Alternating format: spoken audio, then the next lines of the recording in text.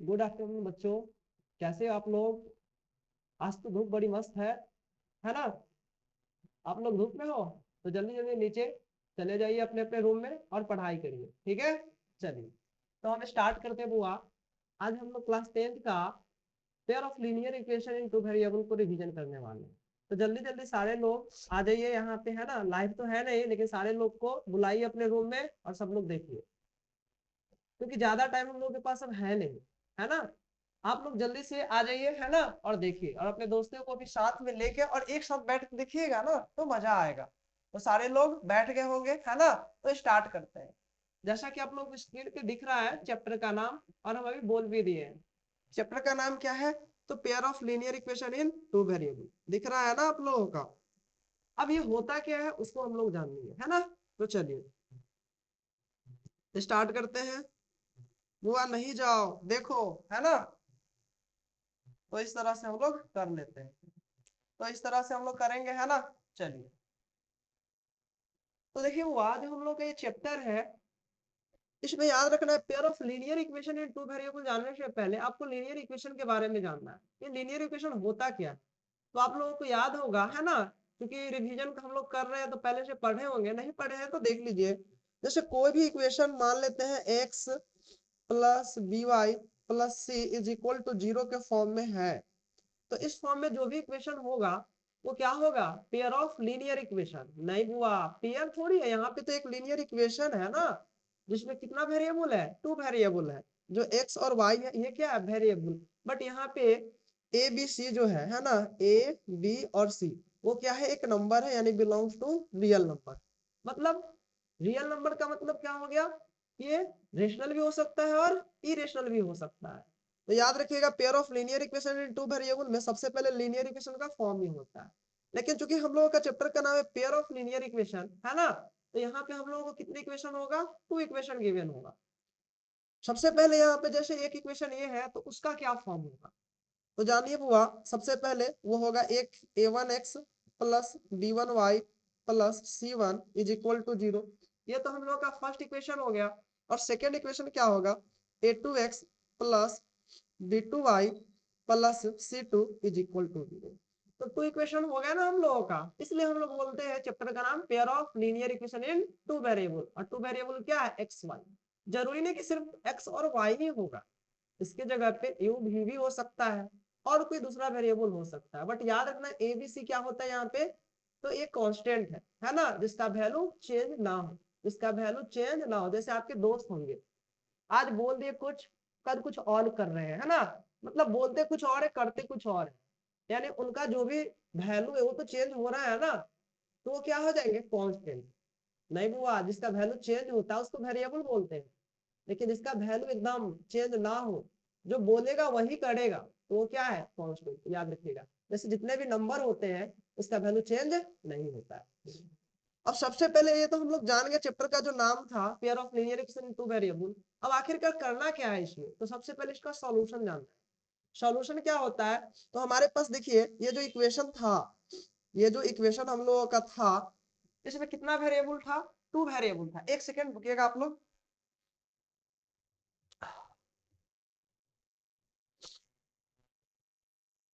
चलिए ठीक है।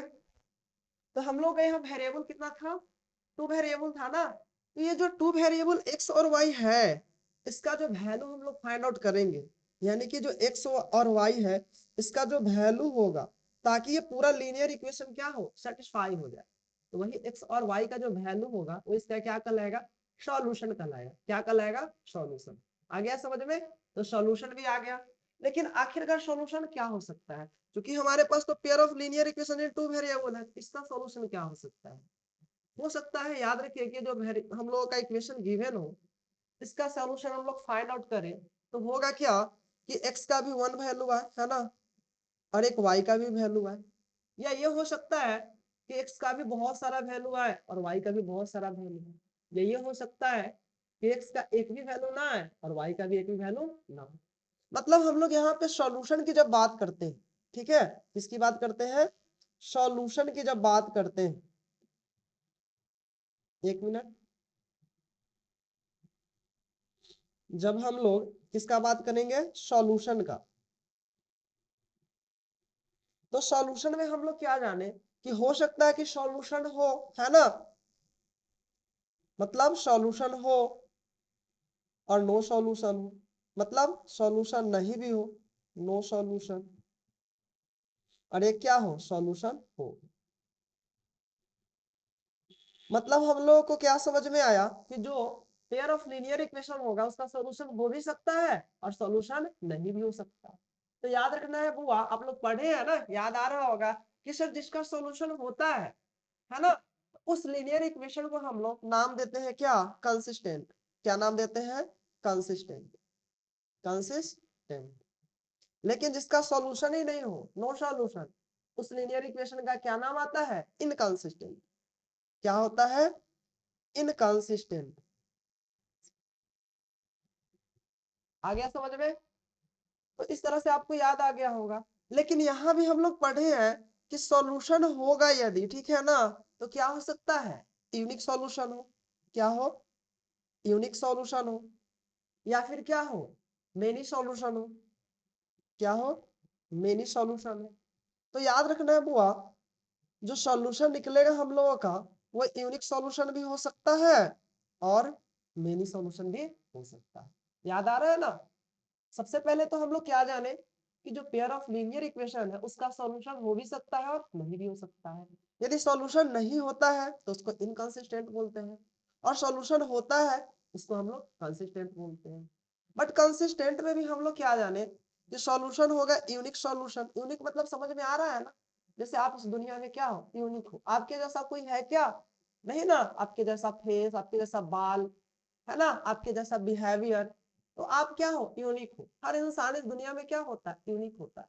हो सकता है कि आपके हूबहू कोई मिल जाए, लेकिन जो भी क्वालिटी आप में है वो तो नहीं होगा ना। इसलिए बोलते हैं कि हम लोग क्या है दुनिया में, यूनिक। तो जिसका ओनली वन सॉल्यूशन होता है उसको हम लोग क्या बोलते हैं, यूनिक सॉल्यूशन।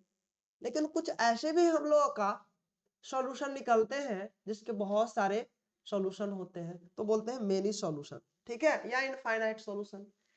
तो इतना आप लोगों को समझ में आ गया। लेकिन अब बात आती है कि सर यूनिक सॉल्यूशन कब होगी और मेनी सॉल्यूशन कब होगी और नो सॉल्यूशन कब होगा। तो याद रखना है आप लोगों को, यूनिक सॉल्यूशन के लिए भी केस होता है।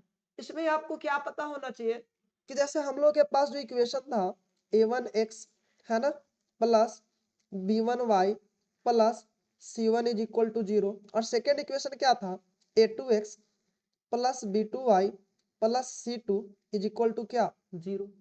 तो सबसे पहले आपको क्या करना है, जो कॉफिशिएंट है किसका, वेरिएबल का, उसका रेशियो निकालना है। याद आ रहा है ना? जैसे यहाँ पे इसका a1 a2 का रेशियो निकालेंगे सबसे पहले, a1 और a2 का, फिर b1 और b2 का रेशियो निकालेंगे, और b1 और b2 आ जाएगा। उसके बाद आप क्या निकालिएगा, c1 और c2 का रेशियो निकालिएगा। अब जैसे आप रेशियो निकालिएगा तो हो सकता है कि आपने a1 और a2 का रेशियो निकाला और b1 और b2 का निकाला तो दोनों डिफरेंट आ गए, यानी कि दोनों इक्वल नहीं। तो जैसे ही ये डिफरेंट आ जाएंगे तो याद रखना है ये जो पेयर ऑफ लीनियर इक्वेशन होगा वो क्या होगा, यूनिक सॉल्यूशन देगा। क्या देगा, यूनिक सॉल्यूशन। मतलब इस केस को आपको याद रखना है कि इसमें यूनिक सॉल्यूशन मिलेंगे, है ना। लेकिन जैसे ही आपने क्या किया कि a1 और a2 का रेशियो निकाला, फिर b1 और b2 का रेशियो निकाला और दोनों इक्वल आ गए, तो तीसरा रेशियो निकालिए। तो तीसरा रेशियो जो निकालेंगे आप c1 और c2 का, हो सकता है कि ये इक्वल हो जाए, या ये भी हो सकता है कि जो आप रेशियो निकाल रहे हैं जैसे a1 और a2 का, फिर b1 और b2 का, ये तो इक्वल आए बट c1 और c2 का रेशियो इक्वल ना हो, ये भी तो हो सकता है ना। तो सबसे पहले तो ये जान गए इस केस में यूनिक सॉल्यूशन हो जाएंगे, और जब ये तीनों रेशियो इक्वल हो जाएंगे तो इसमें कैसा सॉल्यूशन होगा, मेनी सॉल्यूशन। तो कहेगा सर ये जो तीसरा केस आपने बताया इसमें तो कुछ होगा ना, तो याद रखिएगा इसमें नो सॉल्यूशन होगा। क्या होगा, नो सॉल्यूशन, यानी किसका हो जाएगा, इनकंसिस्टेंट का। तो आप लोगों को समझ में आ गया इनकंसिस्टेंट कब होता है, कंसिस्टेंट कब होता है, बल्कि याद आ गया होगा क्योंकि पढ़ाई तो किए हैं ना, और नहीं किए हैं तो समझ में भी आ गया होगा। ठीक है, चलिए। तो हम लोग अब आगे जब बढ़ेंगे तो जब यूनिक सॉल्यूशन होता है ये तो हम लोगों को समझ में आ गया कि सर ओनली वन सॉल्यूशन निकलेगा, लेकिन आखिरकार इसमें भी तो कुछ होता है ना। क्योंकि जैसे हम लोग जानते हैं कोई भी इक्वेशन होता है उसको हम लोग ग्राफिकली भी तो रिप्रेजेंट कर पाते हैं, क्योंकि इक्वेशन है तो उसका एक लाइन तो होगा ही। लेकिन हमारे पास यहाँ कितने इक्वेशन है? 2 इक्वेशंस, तो कितने लाइन होंगे? 2 लाइन। और जब 2 लाइन होंगे तो वो कैसे होंगे? तो याद रखिएगा बुआ कि जब यूनिक सॉल्यूशन होता है तो लाइन कुछ इस तरह से होते हैं। बताइए याद आ रहा है कुछ? और इस लाइन को हम लोग क्या बोलते हैं? Transversal line. क्यों? क्योंकि ये दोनों एक पॉइंट पे क्या हो रहा है? ट्रांसवर्स कर रहा है। और यही रीजन है कि ये एक पॉइंट पे क्या कर रहा है? एक दूसरे को ट्रांसफर्स कर रहा है ना। और जब ट्रांसफर्स कर रहा है यानी इंटरसेक्ट कर रहा है, एक ही पॉइंट पे इंटरसेक्ट कर रहा है, इसलिए हम लोग बोलते हैं इसका जो सॉल्यूशन है क्या है? Unique solution.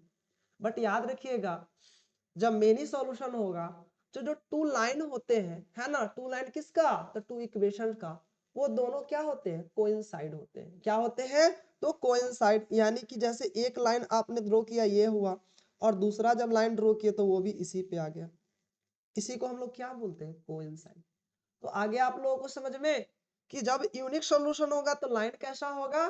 Transverse line. और जब मेनी सॉल्यूशन होगा तो लाइन कैसा होगा? Coincide line. फिर बोलिएगा सर ये तो समझ में आया, लेकिन जब नो सॉल्यूशन होगा तो लाइन क्या होगा? तो याद रखना है बुआ, जब नो सॉल्यूशन है तो लाइन कभी भी इंटरसेक्ट नहीं करेगा। ठीक है, जैसे यहाँ पे तो एक जगह इंटरसेक्ट किया क्योंकि वन सॉल्यूशन था, यहाँ पे बहुत जगह इंटरसेक्ट कर रहा है कि नहीं कर रहा है? जैसे आप लोग देखिएगा तो यहाँ पे केस में देखिए तो वह देखिए यहाँ भी बहुत सारा जगह पे ये इंटरसेक्ट कर रहा है ना, नहीं कर रहा है? कोइंसाइड का मतलब क्या?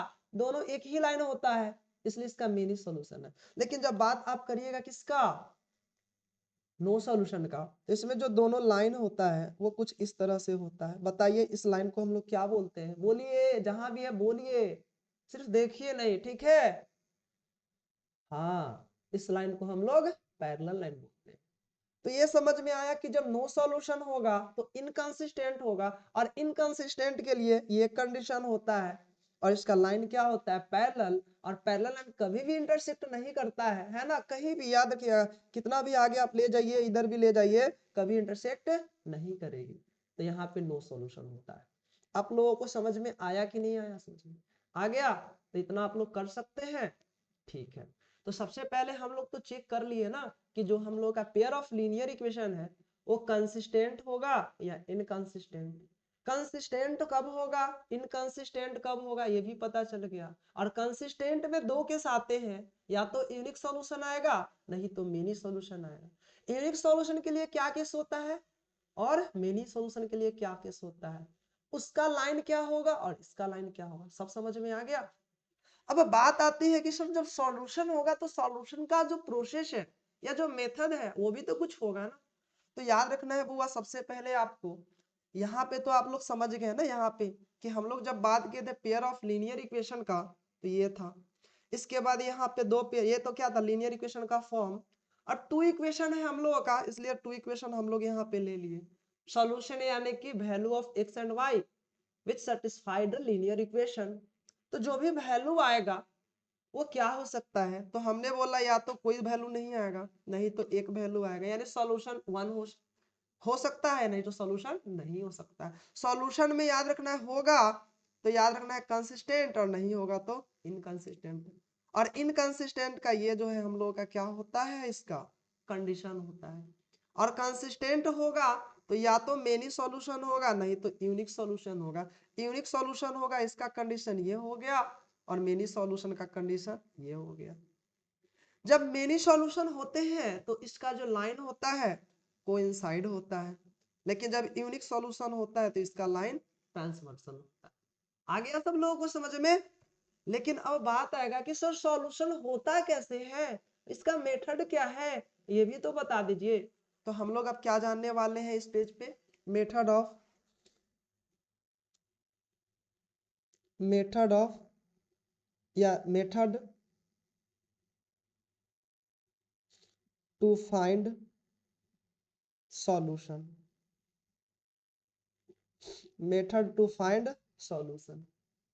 तो याद रखना है, आप लोग पढ़े होंगे है ना कि सर हमारे सर तो बताए हैं कि मेथड करने के लिए है ना, मतलब सॉल्यूशन फाइंड आउट करने के लिए 2 मेथड है। एक जो मेथड है वो ग्राफिकल मेथड है। कैसा मेथड है? ग्राफिकल मेथड है। और एक क्या है? अलजेब्रिकल। एक क्या है? अलजेब्रिकल। यानी कि सॉल्यूशन फाइंड आउट करने के लिए, है ना, टू मेथड होते हैं, एक होते हैं ग्राफिकल और एक होते हैं अलजेब्रिकल। और ग्राफिकल का क्वेश्चन आपके एग्जाम में आते ही है ना। इसके लिए हम लोग क्या करते हैं, जो भी क्वेश्चन गिवन हो उससे हम लोग वेरिएबल का वैल्यू मानते हैं एक और एक निकालते हैं। वो ज्यादा क्वेश्चन से आप लोगों को याद आता होगा, है ना, जब करिएगा तो समझ में आएगा। और ग्राफिकल सॉल्यूशन से हम लोगों को सॉल्यूशन मिल जाते हैं। लेकिन जब हम लोग का सॉल्यूशन होगा ही नहीं, यानी कि जब इनकंसिस्टेंट लीनियर इक्वेशन हो, तो वहां तो सॉल्यूशन नहीं मिलेंगे ना, तो वो चीज हो जाता है। लेकिन जैसे ही कंसिस्टेंट होगा तो या तो मेनी सॉल्यूशन होंगे, नहीं तो यूनिक सॉल्यूशन होंगे। जब मेनी सॉल्यूशन होंगे तो लाइन जो होगा हम लोग का ग्राफ पे वो कोइंसाइड होगा, और जब यूनिक सॉल्यूशन होगा तो लाइन ट्रांसवर्स होगा। चलिए, बट ये जो अलजेब्रिकल मेथड है ना, इसमें क्या होता है तो याद रखना है बुआ, ये जो अलजेब्रिकल मेथड है इसमें हम लोगों को सबसे पहले पढ़ना है क्या, तो सबसे पहला होता है सब्स्टिट्यूशन मेथड। क्या होता है? Substitution method. आ गया समझ में? जो दूसरा इसमें हम लोग को पढ़ना है वो होता है एलिमिनेशन मेथड। क्या होता है? Elimination method. और एक तीसरा मेथड भी था जिसको हम लोग क्या बोलते हैं? मेथड ऑफ क्या? Cross multiplication. यही है ना, मेथड ऑफ क्रॉस मल्टीप्लीकेशन, जो हमारे सीबीएसई खत्म कर दिए हैं। यानी कि हम लोग को अलजेब्रिकल मेथड में भी कितने मेथड जानने हैं? 2। एक सब्स्टिट्यूशन और एक एलिमिनेशन। आप लोगों को बताइए कौन सा मेथड अच्छा लगता है? कुछ बच्चे बोलेंगे सर हमको तो एलिमिनेशन लगता है, और कुछ बोलेंगे सर सब्स्टिट्यूशन। बट याद रखिए आपको दोनों मेथड आने चाहिए, क्योंकि एग्जाम में जब आपको बोला जाएगा कि एलिमिनेशन से सॉल्व करना है और आप सब्स्टिट्यूशन से करोगे तो फिर रॉन्ग माना जाएगा ना, है कि नहीं है? इसलिए आपको दोनों मेथड आने चाहिए। तो आप क्वेश्चन इसका प्रैक्टिस करिएगा दोनों मेथड से, तो आपको याद हो जाएगा, है ना। और इसके अलावा इस चैप्टर में कुछ है क्या? नहीं ना। मेन बुआ याद रखना है आपको, क्या याद रखना है? ये कंडीशन, ये 3 कंडीशन याद रख लिए तो समझिए आपका काम बन गया।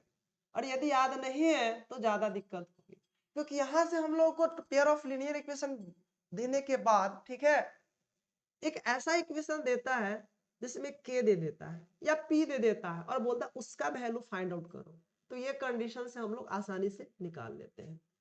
तो चलिए हम लोग देखते हैं इसको, ठीक है ना। आगे मेथड भी समझ में आ गया आप लोग से। उम्मीद है कि आप लोग एक एक मेथड को, है ना, जैसे ग्राफिकल, अलजेब्रिकल में 2 है, सब्स्टिट्यूशन और एलिमिनेशन, इसको अच्छे से रिवाइज कर लीजिएगा।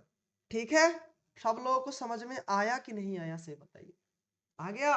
चलिए, आप लोग ग्रुप में बैठ के पढ़ा करिए यदि हो सके तो। ऐसे होगा क्या कि लगेगा कि सर ऑफलाइन ही पढ़ा रहे हैं और समझ में भी आएगा। ठीक है, चलिए।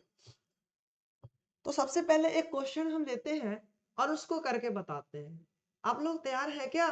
चलिए, तो हम लोग अपना एक क्वेश्चन लेते हैं। जैसे सपोज मान लेते हैं कि हमारे पास pair of linear equation given है। जैसे सपोज यहाँ पे हम एक क्वेश्चन लेते हैं, ध्यान दीजिए, है ना। बोर मत हुई बुआ, है ना, नहीं तो बोर्ड आपको बड़ा बोर कर देगा रिजल्ट के बाद। तो ध्यान दीजिए, हम लोग के पास यहाँ पे इक्वेशन है 3x minus 2y is equal to 5, और एक सेकेंड इक्वेशन है and 2x plus Y is equal to 7। ये 2 इक्वेशन गिवन है और हमें यहाँ पे सबसे पहले बताना है कि कंसिस्टेंट होगा या इनकंसिस्टेंट। तो बुआ याद रखना, जब भी बताना है हम लोग को तो हम लोग क्या करेंगे, आप लोग बताइए, सोचिए थोड़ा देर, क्या करेंगे सोचिए, जल्दी बताइए, जल्दी से सोचिए।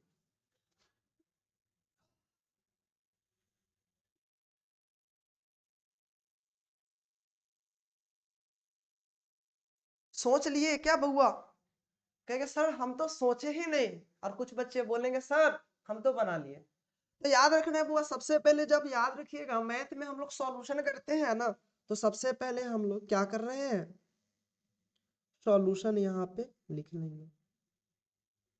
और आपको जो गिवन इक्वेशन है वो लिख लीजिए, यानी गिवन दैट क्या गिवन है, 3x minus 2y is equal to 5। इस इक्वेशन को हम लोग ऐसे लिख सकते हैं क्या, 3x minus 2y minus 5 equal to 0। And हम लोगों का सेकेंड इक्वेशन गिवन था 2x plus Y is equal to 7, और इसको हम लोग क्या लिखेंगे, 2x plus Y minus 7 is equal to 0।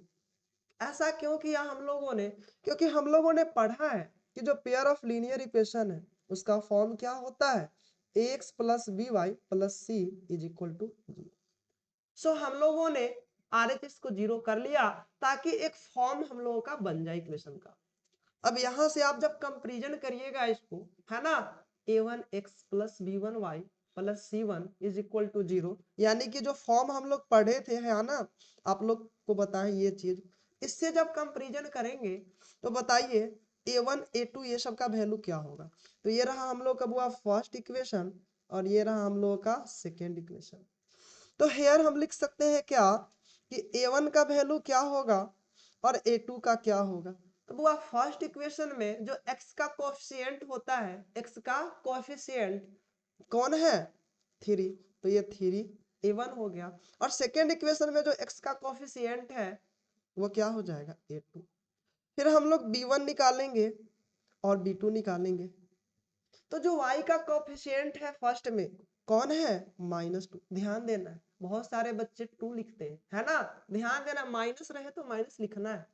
तो यहाँ -2 है तो -2, और यहाँ पे क्या है, कहोगे सर यहाँ तो कुछ नहीं है, बट ध्यान दीजिए जब कुछ नहीं हो तो 1 तो होता है ना कोएफिशिएंट में, इसको हम लोग 1 इंटू वाई तो लिख सकते हैं ना। सो b2 का वैल्यू 1 हो गया। अब बात आ गई c1 और c2 का, तो हम लोग क्या लिख सकते हैं, तो जो कांस्टेंट टर्म होते हैं वही c1 और c2 का वैल्यू होता है।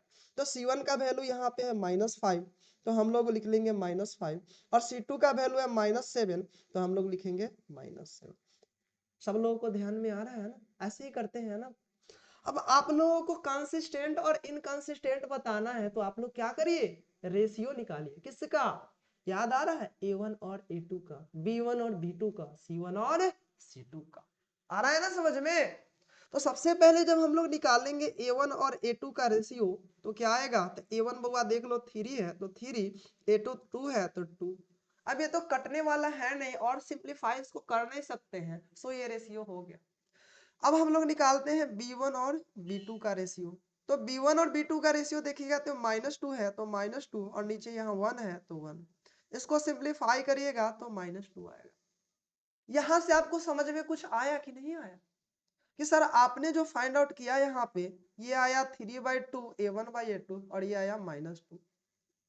कुछ समझ में आ रहा, ये दोनों वैल्यू बराबर है क्या।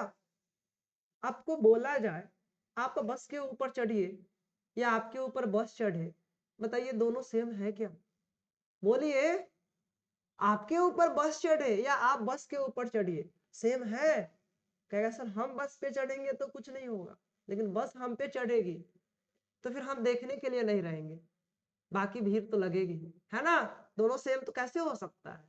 उसी तरह यहाँ 3/2 है और ये -2 है, ये दोनों सेम हो सकता है क्या, बोलिएगा बिल्कुल नहीं हो सकता है सर, ये दोनों तो डिफरेंट है। और जब डिफरेंट है तो हम लोग यह लिख सकते हैं कि here a1/a2 does not equal to b1/b2। और जब ये कंडीशन आ गया तो आप लोग बोलिए जरा कि यहाँ पे जब ये कंडीशन आता है तो हम लोग क्या बोलते हैं कि जो सॉल्यूशन है वो क्या होगा, कंसिस्टेंट और यूनिक सॉल्यूशन इसका निकलेगा। यानी कि यहां से हम लोग क्या लिख सकते हैं कि ये कैसा है, तो कंसिस्टेंट है। क्या है, कंसिस्टेंट है। यदि बोलेगा नंबर ऑफ सॉल्यूशन, तो इस केस में नंबर ऑफ सॉल्यूशन क्या होता है, यूनिक सॉल्यूशन। क्या होता है, यूनिक सॉल्यूशन। यूनिक मतलब ओनली वन सॉल्यूशन। आ रहा है समझ में। इसके अलावा लाइन कैसा होगा, तो सर लाइन होगा ट्रांसवर्सल लाइन। समझ में आ रहा है कि नहीं आ रहा है? इतना सारा आप जवाब दे सकते हैं। क्लियर है? लेकिन जरा बताइए, यही हम लोग फाइंड आउट करते हैं और a1/a2 इक्वल तो आ जाता किसके, b1/b2 के। तो हम देखते कि c1/c2 क्या है, यदि इक्वल आ गया तो मेनी सॉल्यूशन, और इसमें भी कंसिस्टेंट होगा, बट लाइन कैसा होगा, कोइंसाइड। आ गया समझ में? लेकिन जरा सोचिए, ये भी नहीं आता, कुछ इस तरह का केस आता, यानी ये दोनों तो इक्वल है बट लास्ट का दो इक्वल नहीं है, तो कहिएगा सर इस केस में तो टेंशन ही नहीं है, लाइफ झिंगा लाला है, क्योंकि इनकंसिस्टेंट, और इनकंसिस्टेंट तो नो सॉल्यूशन, और नो सॉल्यूशन तो लाइन कैसी होगी, पैरेलल।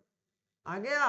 और जब लाइन पैरेलल और नो सॉल्यूशन, तो सॉल्यूशन तो फाइंड आउट ही नहीं करेंगे ना हम लोग, क्योंकि सॉल्यूशन है नहीं, तो फाइंड आउट करोगे कैसे भैया? जो है उसी का पता चलता है ना, जो है ही नहीं इस दुनिया में उसका चर्चा कौन करता है भाई? ठीक है, जो है इस दुनिया में उसी का चर्चा करेंगे ना, जो नहीं है उसको कहां से आप खोजोगे? इसलिए याद रखना कि नो सॉल्यूशन में हम लोग सॉल्यूशन फाइंड आउट नहीं कर पाएंगे।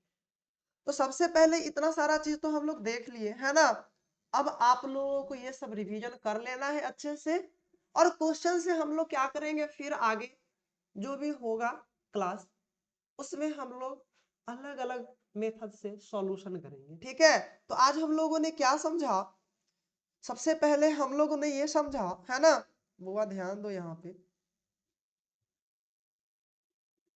एक सेकेंड रुकिएगा आप लोग।